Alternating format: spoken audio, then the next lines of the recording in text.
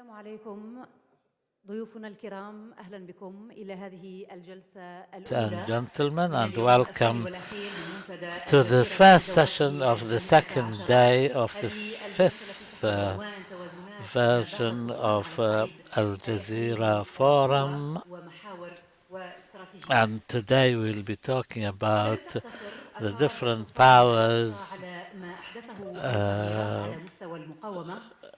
the changes created as a result of the achievements by the Palestinian National Liberation Movement and resistance movement on one hand, and the Israeli side, the impact of this momentous event has extended to the entire region, including the Iranian influence and Iran's arms in the region have been participating in the conflict militarily, so Iran's influence has expanded, whereas Turkey's influence on the other side has retreated.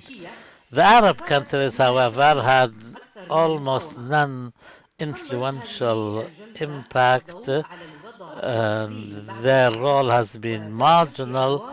In this session, we will be discussing the strategies of the different powers in the region, especially Iran, Turkey, Egypt, and the Kingdom of Saudi Arabia.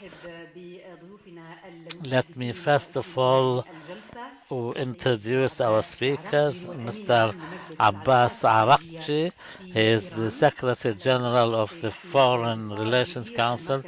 Dr. Ahmed Oysal, the Director of the Turkish Cultural Center in Kuwait, and Mr. Khalifa from Qatar.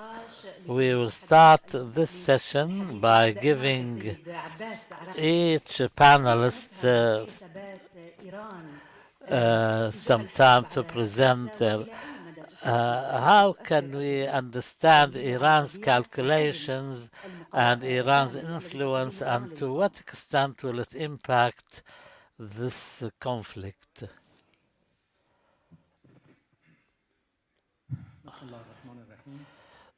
Very good morning to all of you. Thank you, Wasila, for giving me this opportunity. I'm very thankful to Al Jazeera for inviting me to this distinguished forum. I'm also thankful to all of you who expressed your sympathy and condolences since yesterday to me because of the tragic accident in which we lost our president and Foreign Minister Amir Abdullahian, who was a close friend of mine. Inna lillahi wa inna ilayhi raji'un. I'm going to cover two issues in this session. One is a brief explanation of Iranian position regarding what's going on in Gaza and regarding the Palestine and Palestinian issue. And then I will try to somehow talk about the possibility of a nuclear tension in our region, which is tremendously dangerous for the security of region. And I hope that I can cover both issues in my limited time. Well, Iran fully supports Palestine and the Palestinian cause. This is, before anything else, an ideologic position, which is derived from the ideals of the 1978 Islamic Revolution in Iran. Iran supports the resistance in Palestine, al-Muqawama. All other ways to deal with Israel and Israeli occupation since 1947 till now, from classic war to compromise and negotiation, have failed. They have failed to secure Palestinian lands or their rights. Resistance, however, has been in the line of success since April 2000, when Israel withdrew from southern Lebanon. Supporting and strengthening the resistance includes the weapons of resistance, Salah al-Muqawama. And Iran is not ashamed to say it loudly. Iran supports the resistance with whatever it takes. Iran is against normalization of relations with Israel and considers it as somehow betrayal to Palestine and its cause. We have shared this concern and this position with our Arab neighbors and our Arab brothers, those who have already established relations with Israel and those who are thinking about it. Israel is created out of occupation of Palestinian lands, and realities of the time does not change this fact and does not give Israel any legitimacy. Iran is against the two-state solution. This solution has not worked and will never work. It is interesting that this position has been the position of Iran since the beginning, since before the revolution. In 1947, Iran voted against division of Palestine into two Arab and Jew states in the United Nations General Assembly. Iran's envoy to that General Assembly said in his speech that by this decision, by this division, you will hide a fire under the ashes that will always threaten not only the Middle East, but also the world peace. And 80 years after, we should admit that he was right. Those in favor of a Palestinian state next to Israel should answer one important question. What kind of a Palestinian state do they exactly mean? A Palestinian state with full sovereignty, with army, with independent foreign policy? What about the return of refugees? What about the Jewish settlements? What about Al-Quds al-Sharif? Israel can never accept a full-scale Palestinian state. And without all those elements that I mentioned, a Palestinian state is only a Palestinian municipality. Two-state solution is fundamentally impossible to be accepted by Israel, with Netanyahu or without him. Unless we go for a decorative, superficial state, which could never be accepted by Palestinians, and the crisis would continue. Iran's proposal is a one-state solution, the form and structure of which be defined by holding of a referendum among all original inhabitants of Palestine, being Jew, Christian, or Muslim. Like the case of apartheid regime in South Africa, which was totally dismantled and a new system was replaced, as it was mentioned and explained by one of the colleagues yesterday here in this forum. It perhaps looks impossible, but as a matter of fact, the resistance has so far made impossibles possible.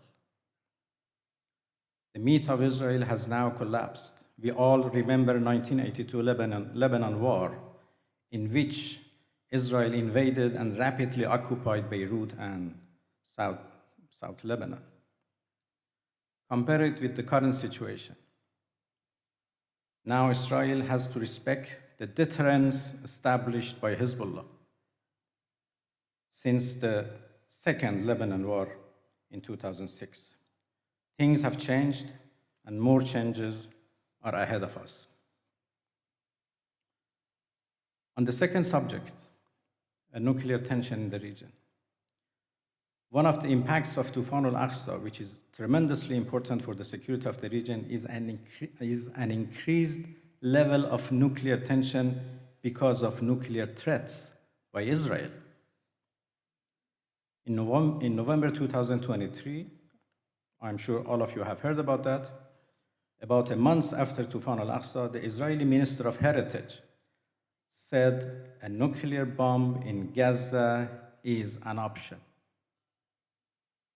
Although the option was denounced by the Israeli government and he was even suspended from the cabinet meetings, but he renewed his call in January 2024 for striking Gaza with nuclear bomb and added that even in The Hague, they know my position. And you know what is going on in The Hague right now. Before him, one Knesset member and one previous Knesset member had spoken clearly about using nuclear weapons in Gaza before thinking about bringing in ground forces into Gaza. One of them, Moshe Vigelin, I suppose, tweeted, Jericho missile, doomsday weapon. Jericho missile is Israeli long-range ballistic missile capable of carrying nuclear warheads. More important than Israeli officials are American officials who are sending similar signals. Early this month, on 12 May, only 2 weeks ago, a well-known US Senator, Lindsey Graham, compared the Israeli war in Gaza to when the US dropped nuclear bombs on Japan during World War II.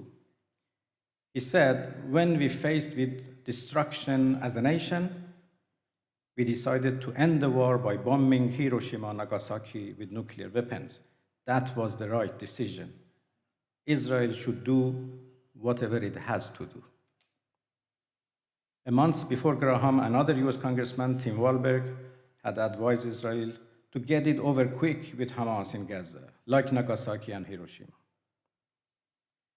It is an established fact that Israel possesses nuclear weapons, but it has neither confirmed nor denied its nuclear capability and has chosen the policy of strategic ambiguity.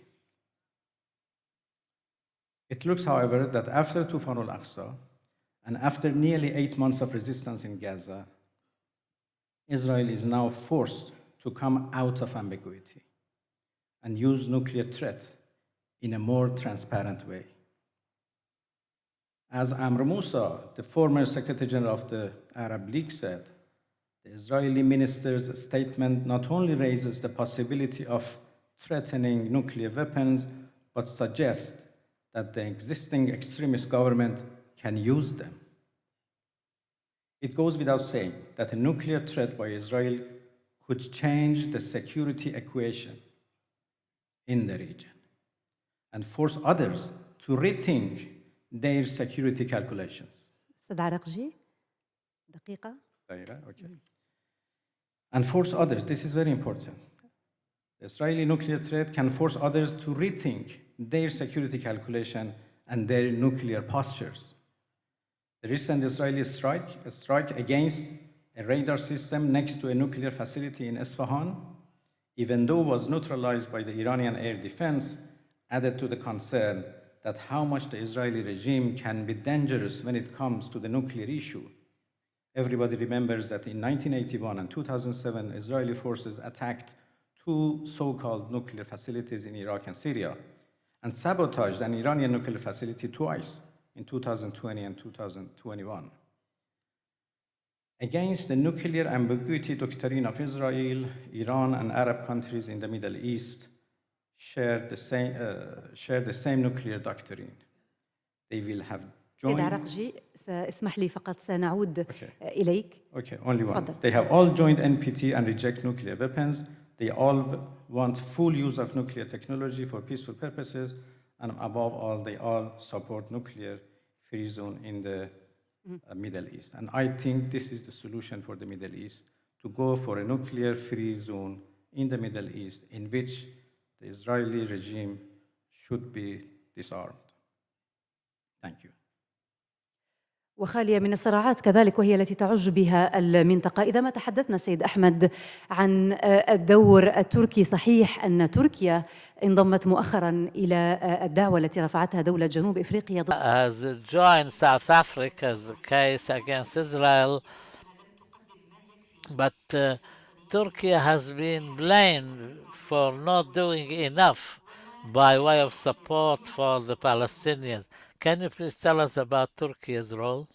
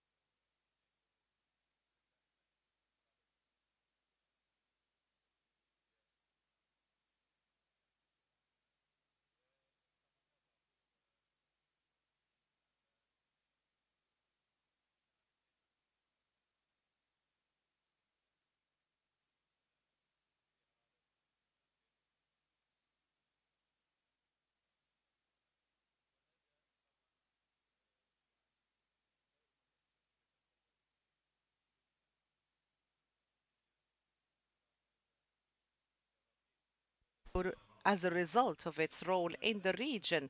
But the conflict is still taking place inside Turkey. There are a number of pressures as a result of the economic situation. Also, we have political issues, and also when it comes to air defense and so on and so forth. So there are so many developments that are taking place. This particular region is divided and does not benefit from the capabilities available.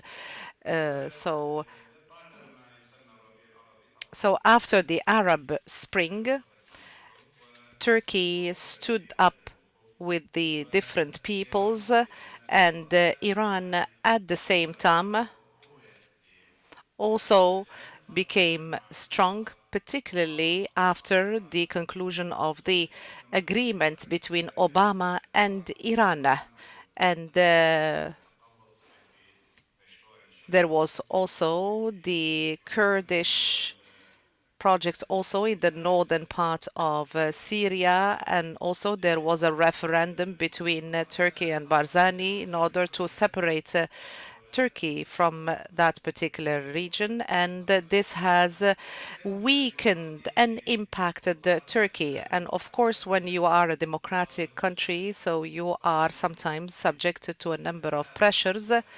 I do not think that these are results of conspiracies, but we know that Turkey is a very important country, very sensitive, and everybody is eyeing Turkey from east, from west, and this impacts Turkey as a result of interventions and pressures, and this is particularly relevant to the economic side. So the recent crisis and the crisis in Gaza, personally and as an academic at Istanbul University, we think that the war of Gaza as a Western war, but particularly it is an American war, because this war is much larger than Israel or Netanyahu. So when we talk about drones that are used and that fly over the different Israeli cities, I felt as if the West is doing their best for the Israelis to stay where they are. Because this is very much annoying, because Israelis, most of them have dual nationality, as if the US wants to tell them, stay where you are and we're going to defend your interests worldwide. As I have mentioned at the beginning of my intervention, and I said Turkey lies at the heart of the world, and the US does its best for the Israelis to stay where they are. So the crisis is much bigger than Netanyahu or Israel.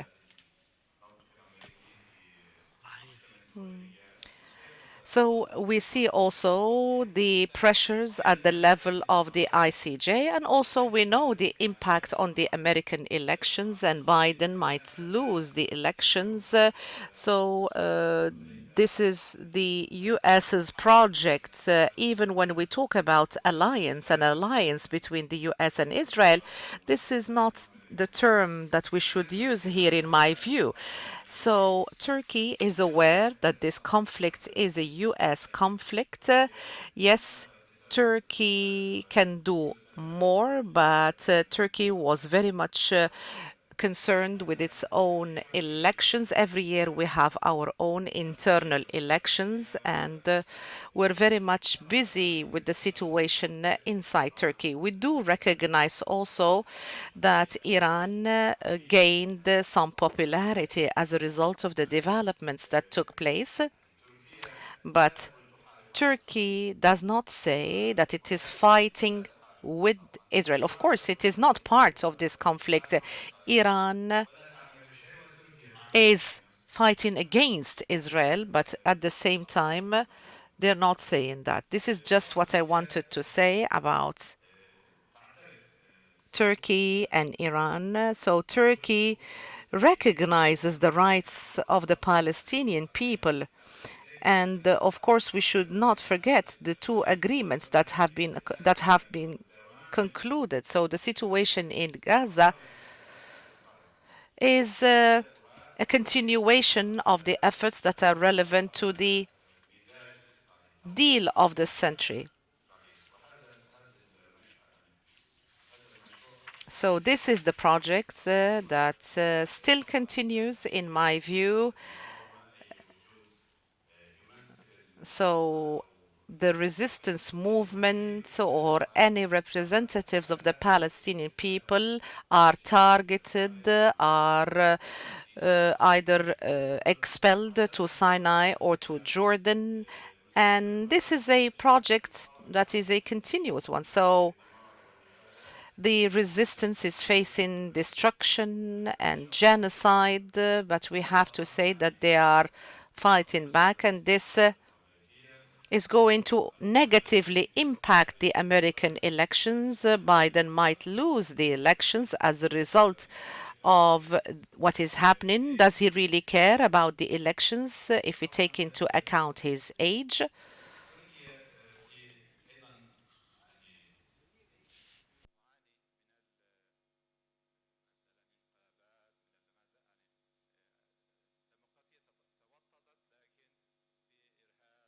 Not forget also that we have had many coups, and also there is a project to divide Turkey as a result of the incidents that have taken place. Also, we have the Kurdish project also, the Kurdish component present in Iraq, in Syria, in Turkey, and we are concerned as a state, but we as an independent state, we try to strike a balance between all these things, particularly at this period of time where we have a lot of chaos and surprises. So we need to have an air cover through aircrafts and missiles. But at the same time, Turkey tries to develop its capabilities, and we have seen the success that was achieved by Turkey when Turkey used its own drones in order to reveal or to detect the location of the helicopter that was carrying the late president of Iran, Mr. Raisi. Our condolences to the Iranian people. So also we have the Palestinian cause. When we talk about the Palestinian cause, this is not a cause that only interests Arabs or concerns Arabs. This is a much larger cause, a much larger thing that concerns the whole world. And one last point that I would like to talk about, yes, we have issues as well, although Russia has also a war in Ukraine, but we have not seen the differences when it comes to the positions of other countries, particularly when it comes to Palestine.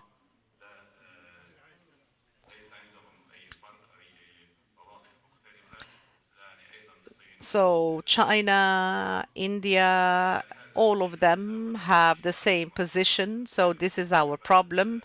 Turkey, as a strong country, and a country that seeks to reinforce its stability and the stability of the region. So after the elections, Turkey started paying heed to the Gaza issue. Yes, it was concerned, it was interested in this cause since the beginning, but also we try to look into this situation, and we wish peace, resoluteness to the people of Gaza and to the people of the region as a whole. Thank you very much, Mr. Ahmed Wisal. This is not the case and the cause of only the Palestinians. It is the cause of all Arabs, and it is also a global cause. So talking about mediation and also the role undertaken by the state of Qatar in order to end the war, and this is the role that is undertaken by the state of Qatar. And as a result of that, the state of Qatar subdued a lot of pressures which led it to review its role. What is the nature of the revision of the position of the state of Qatar? Thank you, Mr. Wasila, and I hope I can present this paper. The role of Qatar is historic, to say the least, Palestine in the hearts and minds of the state of Qatar has always been there, even before our independence, whether at the level of the leadership or the people. As a state of Qatar, we dealt with our Palestinian brothers in the fields of education and health, and what we offer today, we do not see that as a favor we're doing. This is our duty. It's incumbent upon us. The Sheikh Hamad bin Khalifa was the first ruler to enter Gaza since 1967, and this is proof that Gaza and Palestine are in our hearts deeply rooted, and we'll insist on them. Sheikh Tamim bin Hamad, our current Amir, broke all taboos in the Shura Council, the Consultative Council, in his annual address, and the people of Qatar listened to what their Amir has to say about local, regional and international issues. This year he broke the norms and he started by making dua, a supplication to God Almighty to protect and save the people of Gaza. So this crisis has three dimensions: geographic, historic, and the way the compass is directed. The Palestinian cause was in its right place when it was Islamic first, then an Arab cause, then a Palestinian cause, then a cause for Fatah and the PLO, and the late Yasser Arafat signed agreements, and it was as if there was a de facto recognition of the Balfour Declaration. The Balfour Declaration is not a legal document. One of the famous legal minds at Oxford said that even the partition of 1947 does not allow for this declaration. So therefore, Britain tried to mitigate the impact of that by issuing white papers 1, 2, and 3, and Britain abstained from voting at the Security Council, trying to appease the Arabs, and knowing, of course, Israel will get enough votes to join the UN. It was said enough times yesterday that the 7th of October is not the beginning of this crisis. It's not another Pearl Harbor. It's not the assassination of the heir apparent of Austria. And it's not an event which is confined to our Palestinian brothers, but the Western media and those who are on the side of Israel always portray the 7th of October as the beginning, the departure point for this momentous event. I don't want to say too much about that. It's a pun. The other thing I would like to talk about is the direction in which the compass is moving. Unfortunately, there are those who want to utilize the Palestinian cause and turn it to their own advantage. We saw entire cities being destroyed. There are some also who say that we want to make peace for our Palestinian brothers. When we refer to history, Ben-Gurion, one of the founding fathers of Israel, says that in the early 50s, the Arab presence inside Israel was not settled yet, but we need wars to liquidate these pockets, as if to say that the Palestinian presence is just something in passing when it comes to history. Shamir said in the presence of some Arab leaders, they said, if the current negotiations are on land, then this is not on, because we want to offer peace in return for agreements. He said, we are a small country. You are 14 million square kilometers. And he said 28,000 kilometers specifically, and not many people were not aware that part of this territory was the Palestinian territories under occupation according to the United Nations. And despite all the concessions and without any cost, we see today the blood of the people of Gaza being shed day and night. There is an important thing. Richard Haas, and he is in charge of the foreign policy in the State Department, said in 2002 we went to the Middle East and we invaded Iraq because and he mentioned a high-ranking official. He didn't name him by name. He said, I wish I'll be with you riding in the first tank, but please use the Palestinian cause to justify whatever you do. Tony Blair in his memoir says that the Arabs do not like Israel, but they're grateful to Israel because Israel diverts them from reforms that their people demand.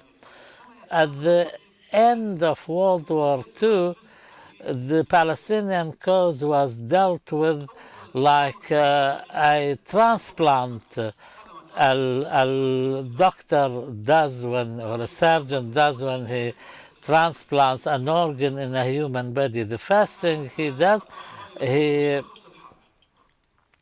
reduces the immune system. I'm just explaining, and we know that Britain provided arms, and even they spoke in terms of religion and issued edicts or fatwas saying that the Khilafah of Islam should return to the Arab household, meaning taken away from the Turks, the Ottomans. So in a conversation with the former King Faisal, and when he was about the Sykes-Picot agreements, the explanation was given to him that even he said even the slaves, when are sold to a new master, their rights are explained to them. You didn't even give us this right. Lawrence of Arabia, when George V wanted to give him a medal for the success of his campaign, he refused to accept it because of the campaign of lies he used. Fawaz al-Tarabulsi says that. As for encouraging the military side, in 1949, the American intelligence managed to make a success of the first military coup when Hosni Zaim was made president or prime minister. Miles Copeland is one of the founders of the CIA, and he said, we supported the Syrian revolution in favor of the regimes which raised very exciting slogans. What happened to those countries? Now we see those countries today.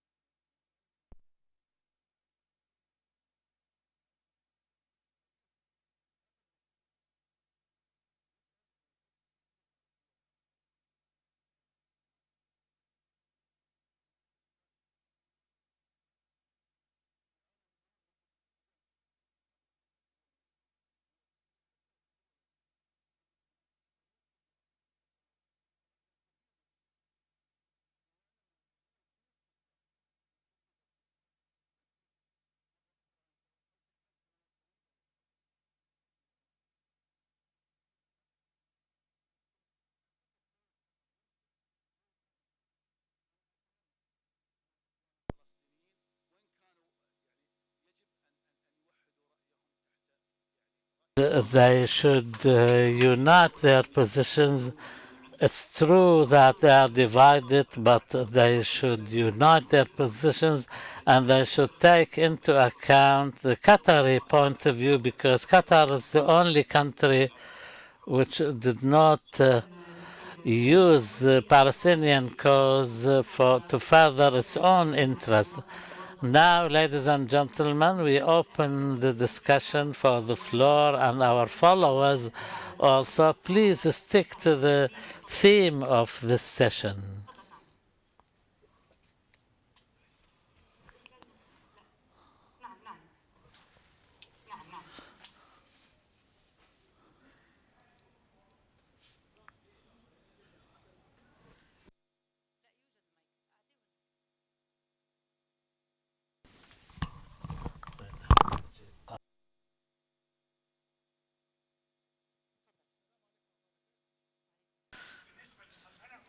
We kindly ask the speaker to use a microphone, please.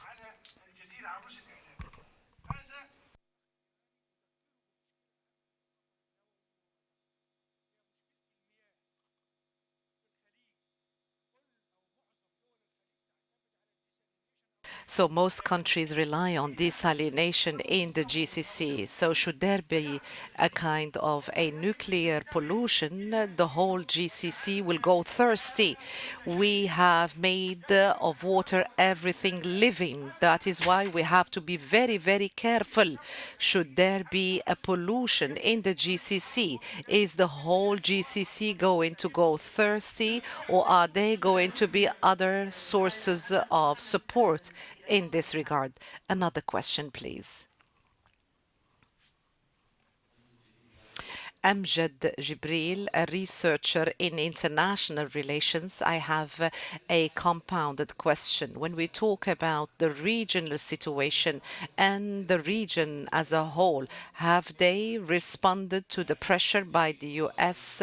This crisis is similar to no other crisis. Visits made by Blinken, isn't this concerning to Turkey, to Iran, to Egypt? These are three countries that should be the most concerned in the region. So do these countries, and of course Saudi Arabia as well, so these countries did not want to enter into any confrontation with the United States of America. That is why they decided to adopt a safe policy in order not to be embroiled in any crisis. So the position of Turkey has changed from the 31st of March after the elections, but still the position of both Iran and Turkey are much lower than the Palestinian expectations. I have a question with regard to the Qatari mediation. Oftentimes, they say that this mediation is carried out in order to find the solutions to the security dilemma. So, on this occasion, I would like to say that this is part of the mediation process. There is also a moral, religious, ethical dimension when it comes to mediation, particularly in the Arab region. Yes, go ahead. The next question, please. Dr. Badri Shaf'i, an expert in conflict resolution. So my question, has the Justice and Development Party, has it paid a dear price because it did not support Gaza as Iran did? Do you think that they are trying to rectify their position after the loss in the elections? And what are the impacts of the Aqsa flood, particularly after the role played by South Africa, because there is a lack of rapprochement between both Africa and the Arab world. So everybody was surprised that even the Arab African summits that is convened every 3 years, that was supposed to be convened in November, was cancelled. So another question, please. Go ahead, ma'am. May the peace and blessings of God be upon you all. Despite the fact that the regional countries condemn violence and also the brutal violence, but this remains in the theoretical sphere and does not translate on the ground. We know that there is the veto right and so on. And what happens is that we have double standards in the region. So when a rocket is launched, the whole world stands up to confront this situation when this rocket is launched from Gaza. So when things happen from the other side, nobody raises a finger, nobody talks despite the hunger, despite the genocide. When are we going to see the end of this double standardness? When are the Arab and Islamic and regional countries, are they going to have a position, a say in the United Nations, a position similar to Western countries' position? Go ahead, ma'am.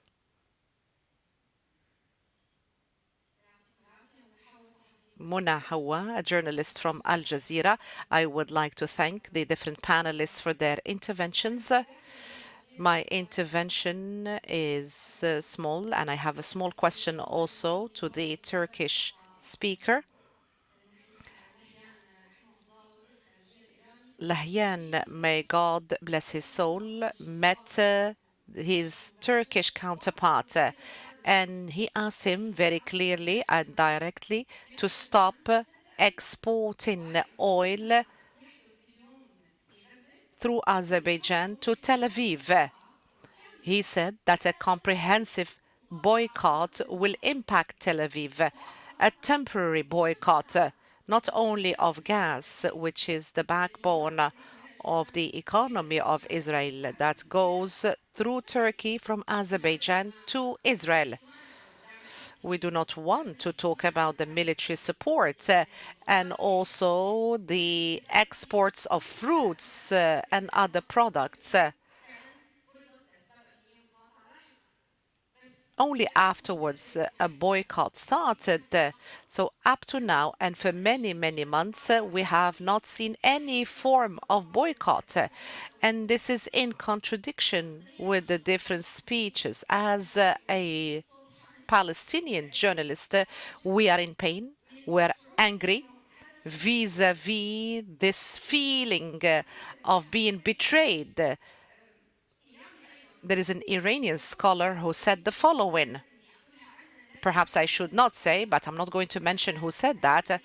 Had there been a definition of the real ally, so here we're talking about the real relationship between Israel and the US, but Palestine seems to have no allies.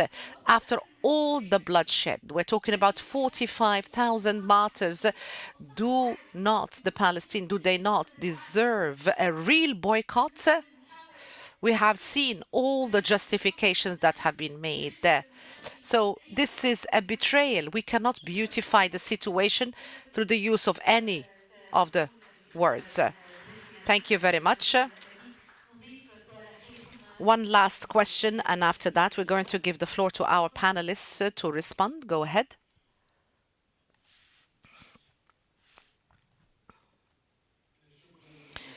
Thank you very much, Mohammed Hammoun, a Palestinian activist from Italy. When we talk about the transformations taking place in the Middle East, and I think we are not exercising any positive impact. We see systematic killing. We're talking about over 5% of the people of Gaza have been killed. So the least that was required in this situation was what was carried out by the government of South Africa. We're talking about transformations taking place, but we're talking about systematic killing of over 45,000 Palestinians, and many, many others have been wounded up to now, up to this moment. After 8 months of aggression, we still have Israeli embassy still active and working in many Arab capitals. I have seen movements in many Western universities, but these transformations from a popular or official perspectives are enough. I do not think that the people in Gaza are waiting for medicine or for food. The people in Gaza would like to see radical changes, militaries from the Arab world that would stand up to defend the Palestinian territories. The allies of Israel, they boldly and openly support Israel, but we in the Arab world and in the Islamic world, we do not have the guts to take an official decision or position. We cannot even condemn. So that is why we need to move from bottom up, from the universities, from the students. We see this shameless support to Israel by their allies. This is what is required. This is the transformation that our women and children are waiting for in Gaza. Thank you very much. So this is a group of questions that we have listened to so far. Would like to give the floor now to the different speakers in the panel to respond to the questions. Go ahead.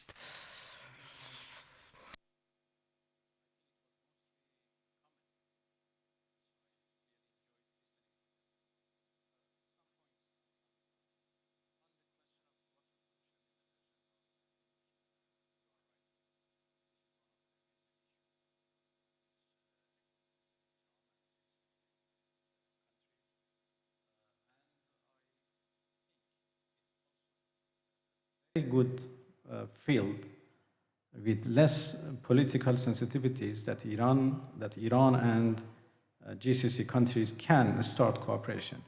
The environmental issues in the Persian Gulf, I think, should be or could be a starting point for more serious cooperation between countries of the region. A visit by Blinken to the region, I think, yes, that's a matter of concern. There is a concern, there are lots of concerns about post-Gaza situation. We know that Americans are approaching their election and they only want their own interest to be materialized in Gaza and afterwards. So the question of normalization, which Americans are pushing forward, is a question of concern, and we hope that countries of the region would be careful about that. Double standards, which was said by one of the participants, I think she is right. There is the question of double standard, and this is why resistance is important. Palestinians should have no hope for international community, international organizations, superpowers, whatever. This is our experience in Iran, that before anything, we have to stand on our own feet. And this is what resistance is all about. Yes, there is double standard, but we cannot help it right now. We should somehow live with that and follow our own goals.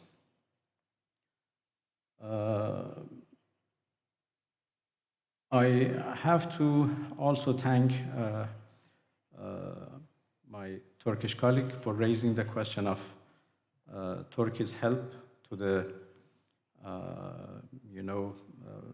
for finding the crashed helicopter of our president. We are very thankful to Turkey and all other neighboring countries. We immediately, when the helicopter disappeared, we immediately asked all of our neighboring countries for help to find the location of crash, because the whole region was covered with a very thick fog. We are thankful to Turkey.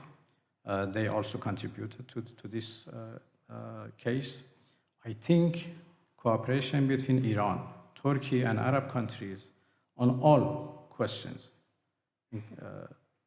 is very, very important for the security of the region. And I think on the question of nuclear tension, which I raised before, cooperation and joint efforts between Iran, Turkey, and Arab countries of the region is a must to put forward the idea of a Middle East nuclear-free zone. Otherwise, we may face a nuclear race in the region, which could be very dangerous. Thank you. شكرا جزيلا لك سيد أحمد وصال. بالتأكيد سترد على الصحفية زميلة الصحفية على سؤالها الذي يحمل الكثير من الانتقاد للدور التركي. تفضل. شكرا للأسئلة أيضا.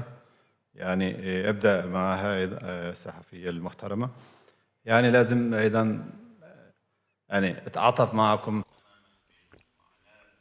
I do understand, and I'm compassionate and understand the genocide that Gaza is subjected to. This is the problem of everybody and not only Turkey. And I do understand that what is expected of Turkey is much larger than what we have so far.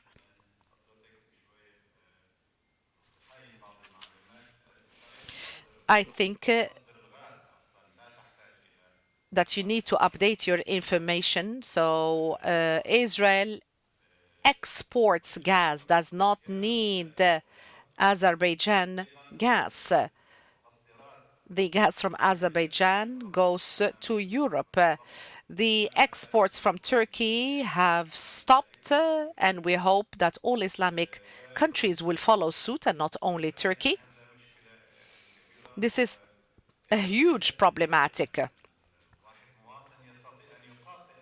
One citizen, one person can boycott Israeli products and those who support Israel. There are many large companies that support Israel, and it is our duty to boycott these products. Do you think that the image of Turkey has been impacted? Yes, it was negatively impacted. And I do say that Iran gained a great deal. Iran says it fights Israel. Turkey does not say that.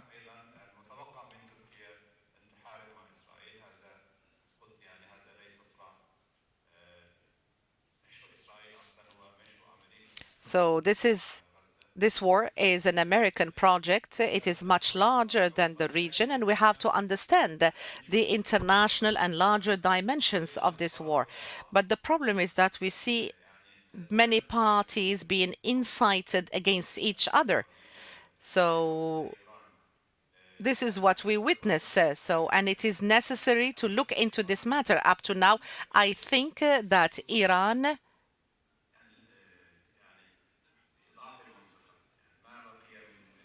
knows that the region has become weak. Iraq used to be a strong country.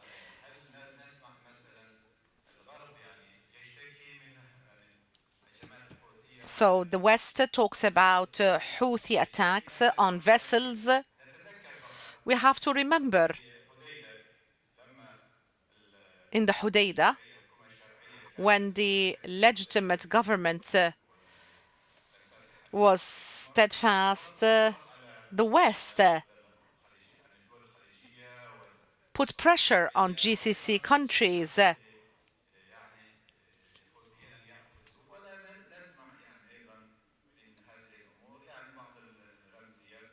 So this is all what we hear, like symbolic rhetoric. This is all what we hear. I hope that Iran will change its position, so Turkey adopts a constructive position, and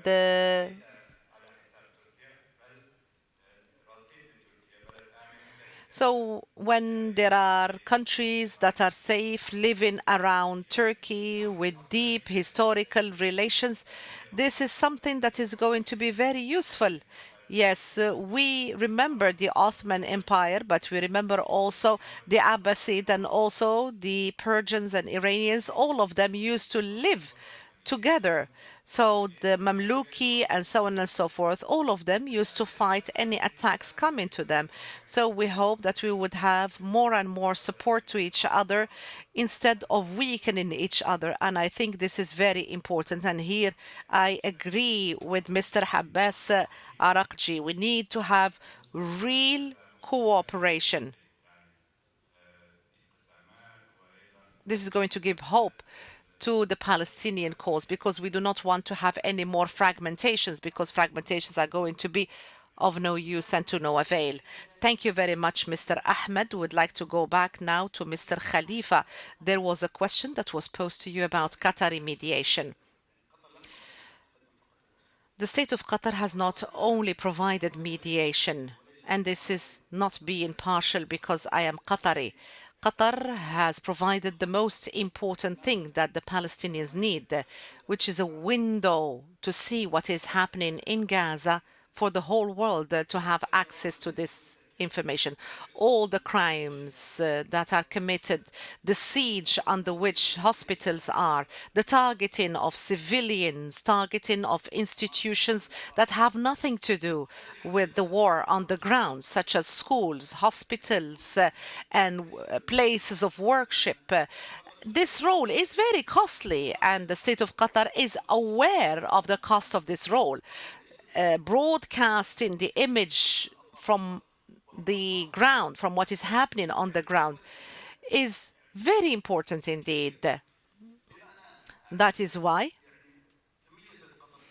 I think the state of Qatar has the great ability to mediate. We have seen that the United States of America resorted to Qatar in order to exit from Afghanistan. You need to have a person or a country that has good relations with all parties.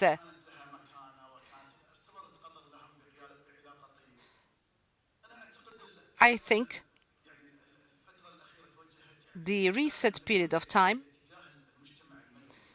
we have seen countries resorting to CSOs. So what we need is that the different civil societies and communities to live in peace.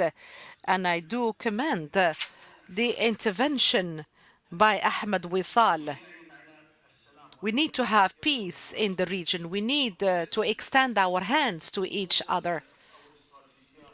So the strategies and the projects that we have are very important.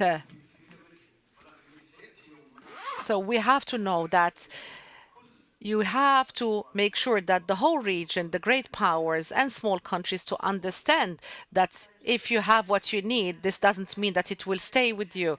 I would like to thank you very much, Mr. Khalifa Al Mahmoud and Mr. Abbas Arakji. We'd like also to thank to Mr. Ahmed Wisal. Would like to thank you all for your interventions. Would like to thank you for attending this session. There's going to be another session at 11:30. So Gaza reorganizes its priorities when it comes to the international agenda, and the session is going to be moderated by Maryam Belalia. Thank you very much.